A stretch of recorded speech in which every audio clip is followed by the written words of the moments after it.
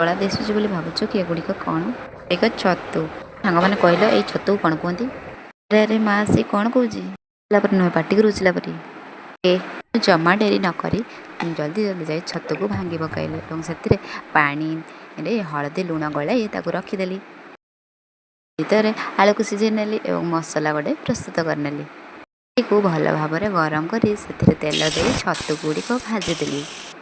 ଛତୁ ସବୁ ଭାଜି ହେଇଗଲା ପରେ ସେମ୍ କଡ଼େଇରେ ତେଲ ପକାଇ ଚିନି ଟିକେ ଦେଇଦେଲି କଲର୍ ଆସିବା ପାଇଁ।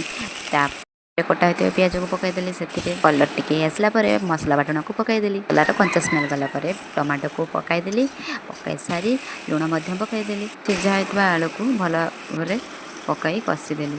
କିଛି ଟାଇମ୍ କଷି ହେଲା ପରେ ତାକୁ ଅଳ୍ପ ଟିକେ ପାଣି ଦେଇ ଆଉ ଟିକେ କଷି ନେଲି। ସେଥିରେ ଭଜା ହୋଇ ରଖିଥିବା ଛତୁ ଗୁଡ଼ିକ ମଧ୍ୟ ଦେଇଦେଲି। ତାକୁ ମଧ୍ୟ ଆଳୁ ସହିତ ଟିକେ ଟାଇମ୍ କଷିଲା ପରେ ସେଥିରେ ଗରମ ପାଣି ଆଡ଼୍ କଲି। ସେଥିରେ ଲୁଣ ମଧ୍ୟ ପକାଇଦେଲି, ସ୍ୱାଦ ଅନୁସାରେ ଲୁଣ ପକାଇଦେଲି। କିଛି ଟାଇମ୍ ଗଲା ପରେ ତରକାରୀ ହେଲା ରେଡ଼ି। ଯେ ଜଙ୍ଗଲରୁ ଆସିଥିଲା ଘରକୁ ଛତୁ ତରକାରୀ ରେଡ଼ି ହେଇଗଲା ପରେ ଡେରି ନକରି ଜଲ୍ଦି ଜଲ୍ଦି ଖାଇବାକୁ ଆସନ୍ତୁ।